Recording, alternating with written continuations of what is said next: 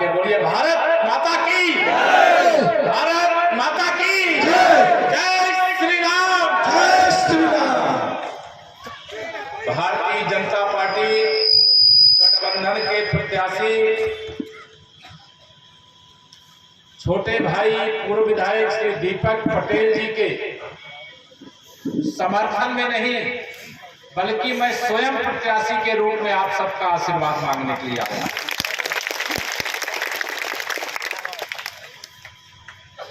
मंच पर इस जिले की अध्यक्ष बहुत ही परिश्रमी आदरणीय बहन कविता पटेल जी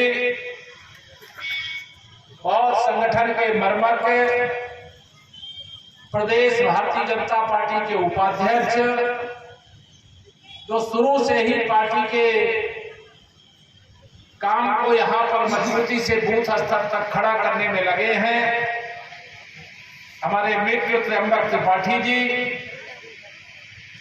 प्रदेश सरकार में कैबिनेट में हमारे वरिष्ठ सहयोगी बड़े अनुभवी राजनीतिक नेता हैं और जो आप सब के बीच में लगातार वह भी लगभग 3 महीने से हैं, ऐसे राकेश सचान जी, हमारे इस फूलपुर लोकसभा के लोकप्रिय सांसद जो विधायक थे जिन्हें आप सब लोगों ने आशीर्वाद देकर के देश की सबसे बड़ी पंचायत में भेजने का काम किया, ऐसे भाई प्रवीण पटेल जी, हमारे पूर्व सांसद और अपना दल के राष्ट्रीय महासचिव श्री नागेंद्र सिंह पटेल जी, हमारे जिला पंचायत के अध्यक्ष डॉक्टर बीके सिंह जी लगातार आप सबके बीच में लगे हुए हैं, हमारे सम्मानित फाफा मऊ के लोकप्रिय विधायक श्री गुरु प्रसाद मौर्य जी संचालन कर रहे संगठन गढ़े चलो सुपंथ पर बढ़े चलो भला हो जिसमें देश का वो काम सब किए चलो, इस भाव से जो लगातार संगठन के काम में लगे रहते हैं, हमारे बहुत स्नेही श्री अमरनाथ यादव जी जो चेयरमैन भी हैं फूलपुर के प्रभारी आदरणीय रमेश दुबे जी, इस मंडल के अध्यक्ष श्री आलोक गुप्ता जी, हमारे बहादुरपुर के ब्लॉक प्रमुख अरुणेंद्र यादव जी, हमारे राष्ट्रीय अध्यक्ष भारत माता पार्टी श्री राम सागर बिंद जी, जिला मंत्री द्वय श्री रोहित केसरी जी, कमलेश मिश्रा जी, हमारे अनुसूचित मोर्चे के अध्यक्ष आशीष भारती जी, हमारी सम्मानित विधान परिषद में सदस्य के रूप में जिन्होंने सेवा करने का काम किया, बहन निर्मला पासवान जी, हमारे मंडल अध्यक्ष श्रीमती गीता बिंद जी, हमारे अनिल मौर्य जी जो अस्थायी निकाय प्रकोष्ठ के संयोजक हैं, प्रवासी राजेश पटेल जी, गिरजा शंकर पांडे जी, हमारे मंडल के पालक अरविंद विश्वकर्मा जी, सदस्य जिला पंचायत हरिश्चंद्र विश्वकर्मा जी, हमारे बहुत ही पुराने साथी आप सब जानते हैं आदरणीय सुरेश विश्वकर्मा जी, हमारे पूर्व जिला अध्यक्ष द्वय आदरणीय अमरनाथ तिवारी जी, आदरणीय कन्हैयालाल पांडे जी, मंच की व्यवस्था में रोहित मौर्य जी, अमरनाथ तिवारी जी, आशीष कुशवाहा जी आरती कुशवाहा जी पूर्व पार्षद और बहुत नाम यहाँ मंच पे और सब हमारे पूर्व प्रधानगण सब बहुत पदाधिकारी सामने भी सब बैठे हैं। अच्छा इधर है, मैं वही सोचता आपको छोड़ रहे हैं, हमारे अजय पांडे जी, मनोज पासी जी, हमारे आलोक तक नाम ले लिया भैया, बाबूलाल भौरा जी, आशीष केसरवानी जी, हरिभूषण सिंह जी, वीरेंद्र बहादुर सिंह जी, अवधेश गुप्ता जी और जो सम्मानित मंच है सामने भी बहुत वरिष्ठ कार्यकर्ता साथी पदाधिकारी बैठे मुझे दिखाई दे रहे हैं। मैं सबको हृदय से बहुत बहुत अभिनंदन करता हूँ, प्रणाम करता हूँ। मेरे सभी बड़े बुजुर्ग, मेरे नौजवान दोस्त, मेरी माताओं बहनों, पत्रकार मित्रों, देखिए आपने 2014 में जब फूलपुर लोकसभा में मुझे रिकॉर्ड वोटों से अपना सांसद बना करके भेजने का काम किया था, तो मैंने कहा था कि मैं वोट के रूप में आप सबसे कर्ज लेकर के जाऊंगा और ब्याज के साथ विकास करके उसको चुकता करने का काम करूंगा। बताइए, जो कहा वो किया कि नहीं किया? दोनों हाथ में बताओ, किया कि नहीं किया? तो मैं कर्ज आज फिर से मांगने आया। वोट रूपी कर्ज आप देते रहिए, ब्याज रूपी विकास की गंगा मैं बहवाता रहूंगा, आपको भरोसा दिया।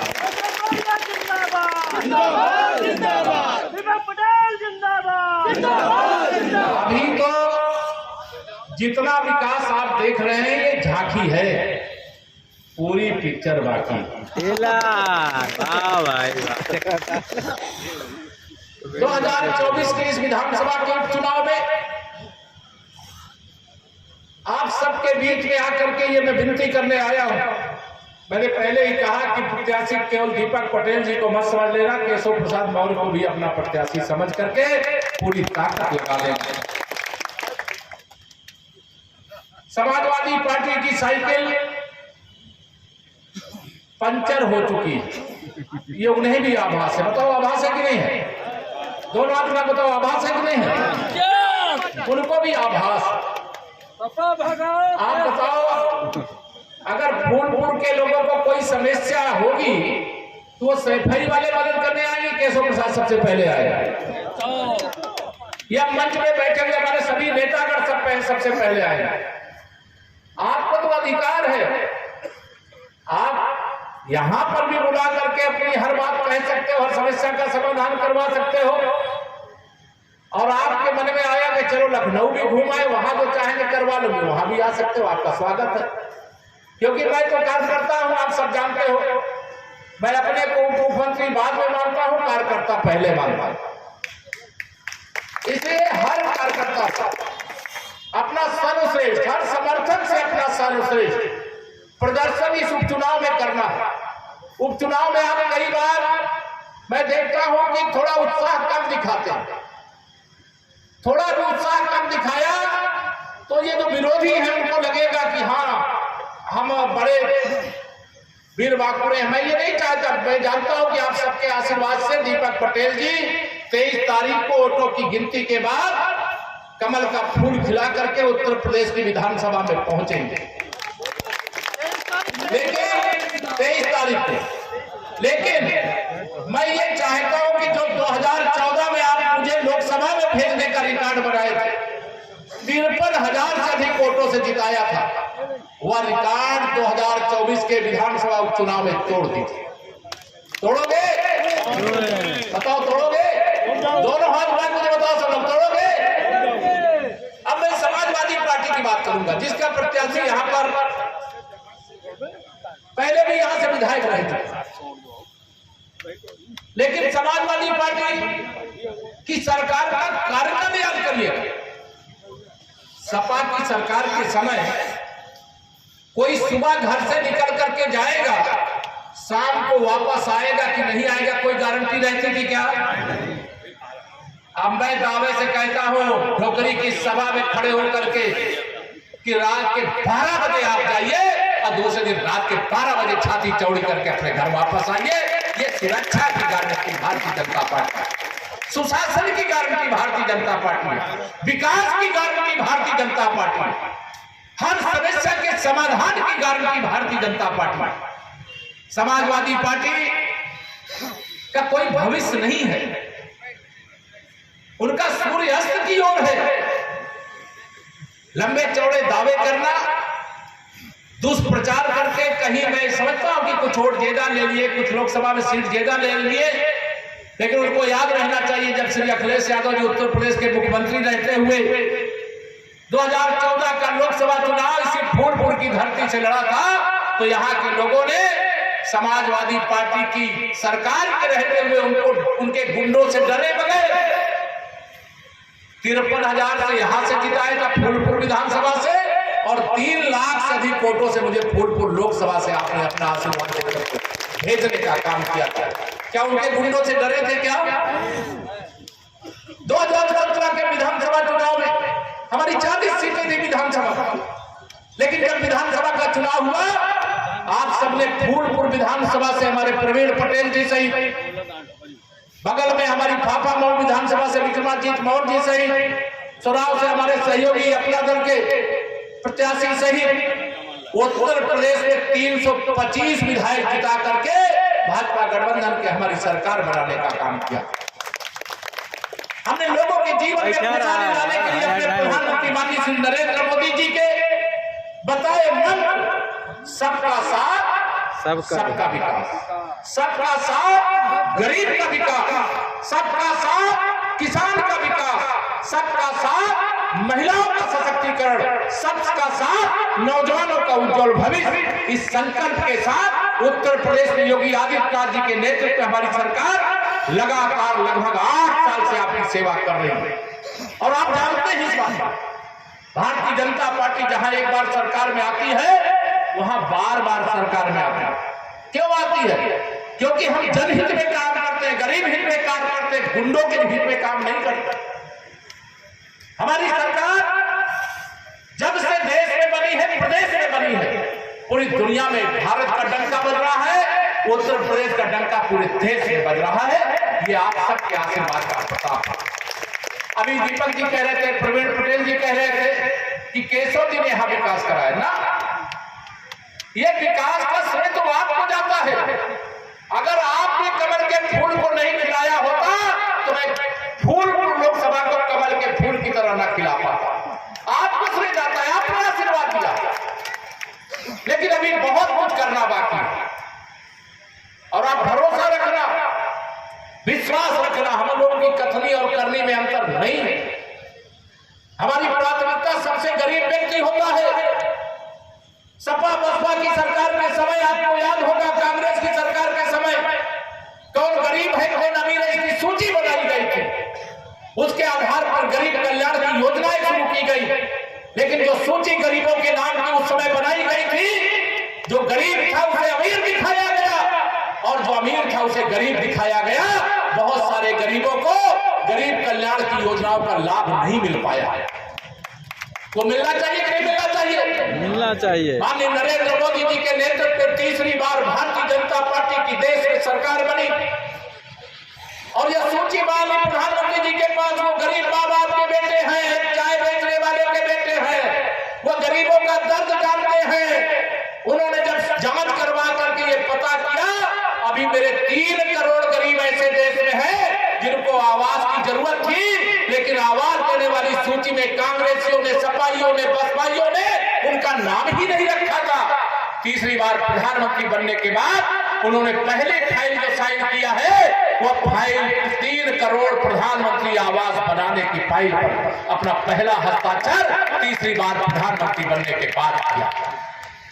मुझे मालूम है सब फूलपुर में जहां पर हम ढोकरी में यहाँ सभा कर रहे हैं, फूलपुर से सुराव जाने वाला रास्ता याद है बहुत अच्छी तरह से। और अगर कोई बीमार हो जाए रास्ते में मर जाए और अगर आपको फूलपुर की रेलवे क्रॉसिंग पार करना हो तो वह दुनिया से पार हो जाता था, लेकिन फाटक पार करके अस्पताल नहीं पहुंच पाता था। बताओ सही है कि नहीं सही है? मैं भी पता नहीं कितनी बार कितने घंटे हमारे कई कार्यकर्ताओं की दोनों तरफ दुकानें हैं, रुक करके बड़ी देर उनसे मिलना जुलना बैठना होता था। लेकिन यहाँ बहुत बड़ी आवश्यकता थी कि यहाँ पर एक रेलवे ओवरब्रिज बने। आजादी के बाद से अब तक नहीं बना था। जब आपने अपना आशीर्वाद दे करके कमल खिलाया तब रेलवे ओवरब्रिज बन करके तैयार हुआ। अरे बहुत बड़ा बन रहा है, बाईपास बन रहा, चिंता मत करो, अकेले आया जाए। आपको ये भी बता दूं, अभी 5 करोड़ और 5,000 करोड़ की चर्चा हो रही थी। मैं आपको बताना चाहता हूं माननीय सांसद जी, आपकी भी जानकारी में रहना चाहिए, 5,000 करोड़ से अधिक लागत का तो केवल एक रिंग रोड बन रहा है। आपके रिंग रोड जो पूरा गंगा पार, यमुना पार पूरा एक साथ रिंग बन जाएगा। इधर से चाहे उधर जाओ, चाहे उधर वाले इधर आवे। और राष्ट्रीय राजमार्ग तो बना ही है, गंगा जी पर अनेक ब्रिज बन ही रहे हैं। वह सब मैं वर्णन नहीं करना चाहता, मुझे कहने में कम करने में ज्यादा भरोसा रहता। मैं आप सबसे इतना निवेदन करना चाहता, ये समाजवादी पार्टी के लोग, मैं नहीं जानता क्या प्रचार कर रहे, लेकिन वह श्री अखिलेश यादव जी सहित समाजवादी पार्टी का हर गुंडा, हर अपराधी, हर माफिया, हर दंगाई मुझसे कोई ज्यादा चुनता। मैंने कहा भैया मैंने आपका क्या बिगाड़ा है? तो कह रहे 2017 में आप ही ने हमको उत्तर प्रदेश की सत्ता से बेदखल किया है, तो वो मेरे ऊपर ज्यादा खपा रहे। मैंने कहा देखिए जनता ने आपको, आपने अगर जनता की सेवा किया होता तो जैसे भारतीय जनता पार्टी की सरकार बार बार राज्यों में बनती है, वैसे ही अभी हरियाणा का विधानसभा का चुनाव हुआ, आप सब जानते हो। हरियाणा के विधानसभा चुनाव में सारे मीडिया के घराने, सारे भाजपा के विरोधी जितने भी नेता, कांग्रेस हो, सपा हो या उनके गठबंधन के कोई दल हो, कह रहे थे हरियाणा में भाजपा जा रही है, कांग्रेस आ रही है। कौन आया हरियाणा में? वहां की जनता ने आशीर्वाद दिया। तीसरी बार नायक सिंह सैनी जी के नेतृत्व में भारतीय जनता पार्टी की प्रचंड बहुमत की सरकार शपथ लेकर के वहां की जनता की सेवा करने का काम करेगा। और अभी झारखंड में, महाराष्ट्र में जो चुनाव हो रहे हैं, इन चुनावों के अंदर भी भारतीय जनता पार्टी प्रचंड बहुमत के साथ जीत करके सरकार बनाने जा रही है। उत्तर प्रदेश के 9 सीटों के लोग चुनाव हैं, उन 9 के 9 सीटों पर भारतीय जनता पार्टी और हमारे गठबंधन के एक प्रत्याशी जो हमारी मुजफ्फरनगर की सीट है, मिथिलेश पाल जी भारतीय जनता पार्टी के वहां से प्रत्याशी हैं, वहां सहित हम 9 की 9 सीटें आप सबके आशीर्वाद के बल पर जीतने जा रहे हैं। अभी आदरणीय राकेश सचान जी ने कहा कि जब जीत हो तो ऐसी जीत हो कि हम 9 की 9 सीटें तो जीत रहे हैं, ये सच है, लेकिन फूलपुर की जीत सबसे बड़ी जीत होनी चाहिए। होनी चाहिए कि नहीं होनी चाहिए? होनी चाहिए। होगी। बड़े धीरे बोल रहे हो, जोर से बोलो, जोर से बोलो। होना चाहिए कि नहीं होना चाहिए? मेरे प्रधानमंत्री जी कहते हैं माताओं बहनों के बारे में कि हमें देश में 3 करोड़ लखपति दीदी बनाना है, और वह 3 करोड़ लखपति दीदी में से कितनी दीदियां हमारे इस क्षेत्र की लखपति दीदी बनेंगी उसका मैं अभी आज बोल नहीं सकता, बोलना नहीं चाहिए, लेकिन हर क्षेत्र में हम फूलपुर को भी आगे बढ़ाएंगे, प्रदेश को भी आगे बढ़ाएंगे।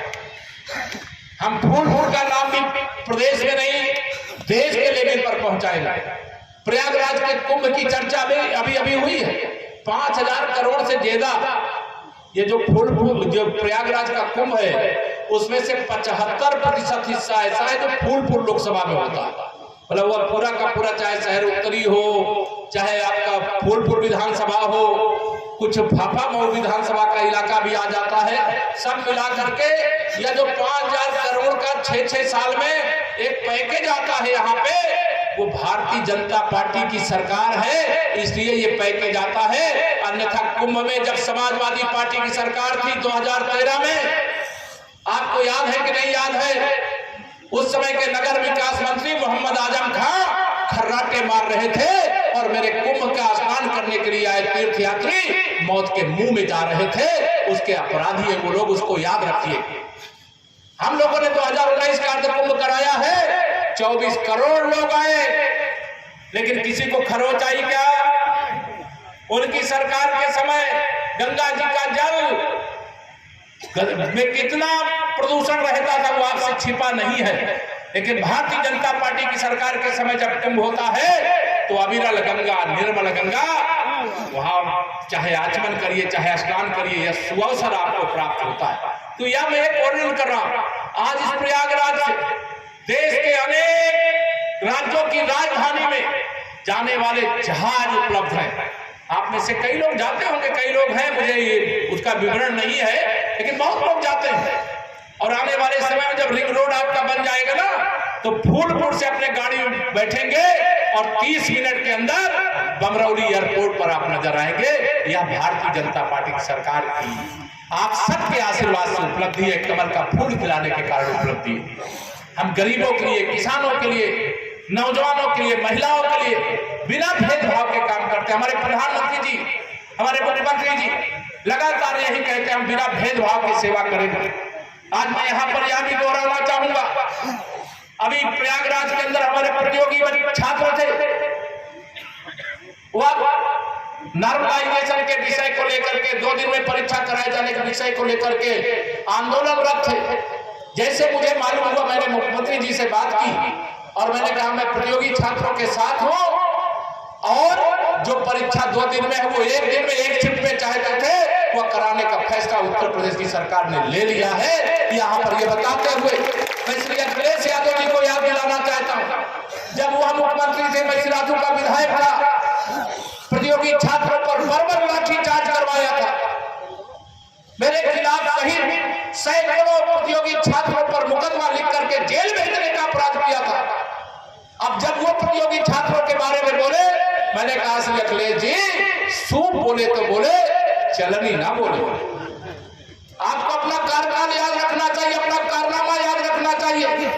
आपकी सरकार के समय बिना रिश्वत दिए किसी को नौकरी नहीं मिलती थी, और 7 लाख से अधिक नौकरी जब से उत्तर प्रदेश में भारतीय जनता पार्टी की सरकार बनी है वह देने का काम किया गया। कोई माई का लाल एक भी नौकरी में कोई भ्रष्टाचार कर किया हो आरोप नहीं लगा सकता। मैं चुनौती देता हूं श्री अखिलेश जी। उनके जो नकल माफिया थे, भर्ती माफिया थे, वो सक्रिय थे। वो लोग चाहते थे कि परीक्षाएं गड़बड़ हो, लेकिन हमें तो गरीब का बच्चा होता है, अमीर का बच्चा हो, गांव में किसान का बेटा हो और चाहे किसी व्यापारी का बेटा हो, अगड़ी जाति का हो चाहे पिछड़ी जाति का हो, जो अनुसूचित जाति का हो, उसका हक मिलना चाहिए, ईमानदारी से मिलना चाहिए। अगर उसके अंदर प्रतिभा है तो उसके पथ की बाधा हटाने के लिए ही कमल का फूल आप लोगों ने खिलाया। इसे मैं आप सबको भरोसा दिलाना चाहता हूं। ये समाजवादी पार्टी को वोट देने का मतलब जानते हो क्या है? बता दो। आ बैल मुझे मार, क्या है?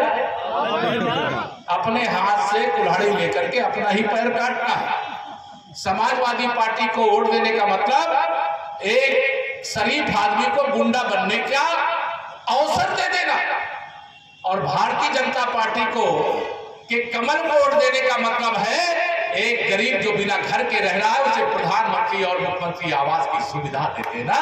ये फर्क है उनके और हमारे। समाजवादी पार्टी जब सत्ता में होती है तो अतीक अहमद अब चले गए, उसका नाम लेने की जरूरत नहीं है, लेकिन इस तरह के अपराधी पैदा होते हैं, अपराधियों का राजनीतिकरण होता है। लेकिन भारतीय जनता पार्टी की सरकार में अपराधियों को केवल जेल होती है, अपराधियों का राजनीतिकरण नहीं होता। ये भारतीय जनता पार्टी की सरकार की उपलब्धि है। और मैं आप सबसे अपील करूंगा, यह दीपक पटेल जी को केवल विधायक बनाने का नहीं, 2024 का उपचुनाव नहीं, 2027 में भी तीसरी बार भाजपा सरकार बनाने के लिए आप सबका हाथ जोड़ करके आशीर्वाद मांगने के लिए आया। बड़े अंतर से दीपक जी को यहाँ पर विजयी बनाने का काम आप सब लोग करेंगे। समय कितना बचा है? आज 17 तारीख है। कल 5 बजे के बाद चुनाव प्रचार बंद हो जाएगा। जब चुनाव प्रचार बंद हो जाएगा तो आप यहाँ के रहने वाले हो, अपने बूथ पर मेहनत कर सकते हो। और अगर केशव प्रसाद मौर्य भी प्रत्याशी है तो आपकी जिम्मेदारी, और दीपक जी अकेले होते तो चल जाता, लेकिन केशव प्रसाद भी है तो आप अपनी ध्यान रखोगे कि नहीं रखोगे?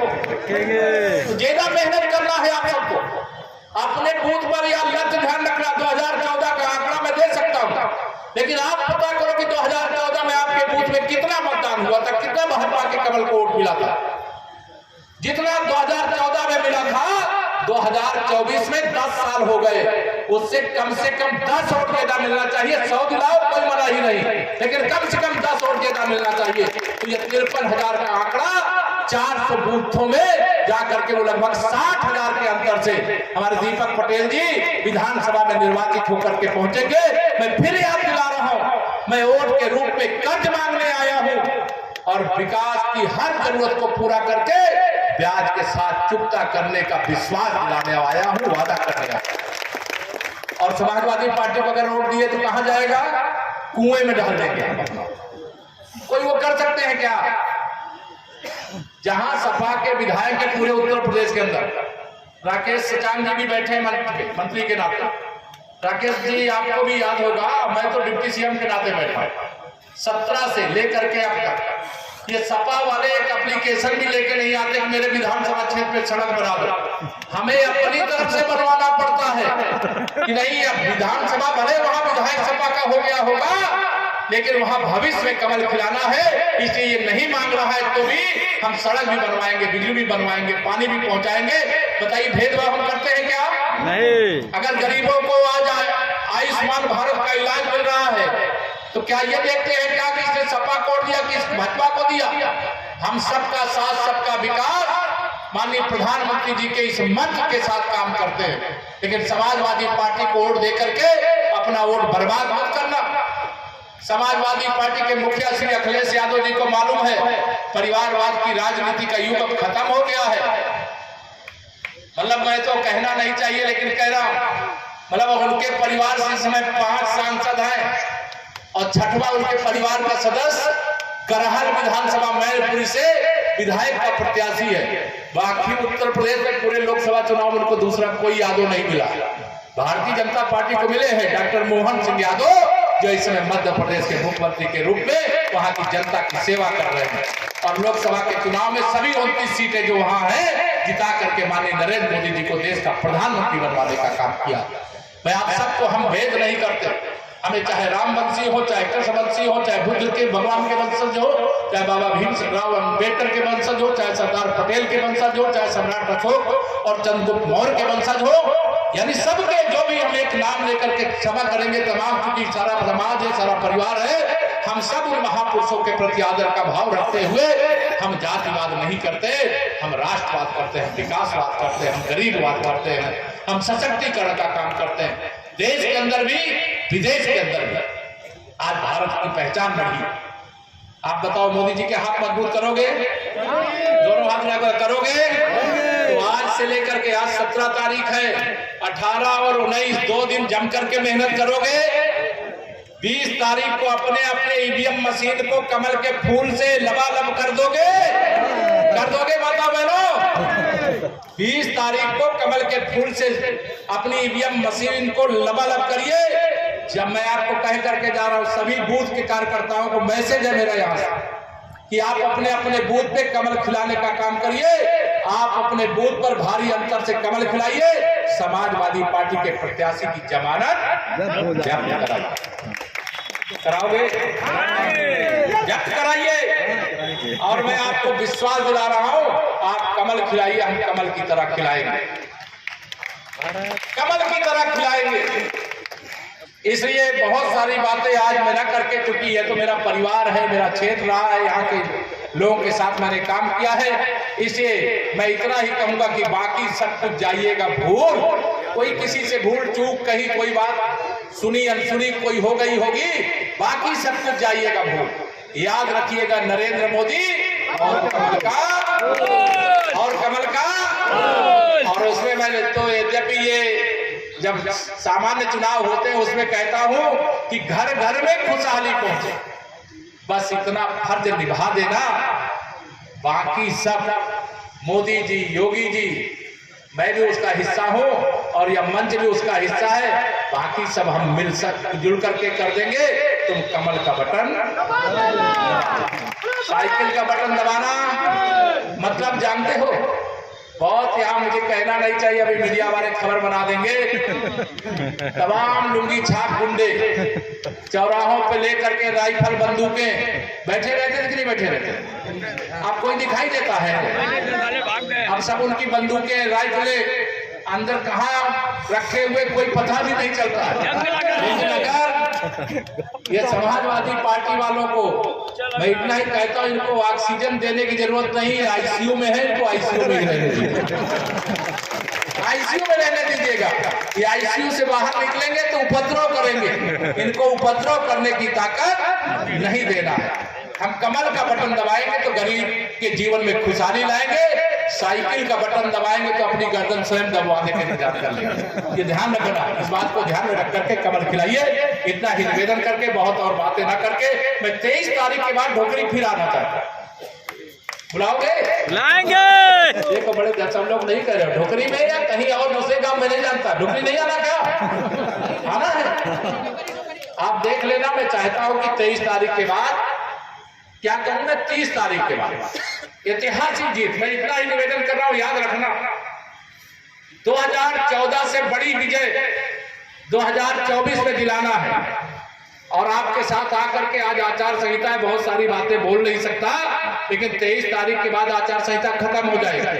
आप भी जो चाहोगे बोल सकते हो, मैं भी जो चाहूंगा बोल सकता हूँ। सबसे निवेदन है 23 तारीख के बाद या 30 तारीख के बाद जब अवसर मिलेगा, आप सबके साथ बैठ करके आपके जीवन की जो जुड़ी हुई समस्याएं होंगी, क्षेत्र की समस्याएं होंगी, उनके समाधान को लेकर के चौपाल करेंगे और दीपक जी से कहेंगे सबको मिठाई भी खिलाएंगे जीतने के बाद। ठीक है ना? ठीक है। आशीर्वाद दे दो, खड़े होकर के दोनों हाथ उठा करके सब लोग दीपक जी को।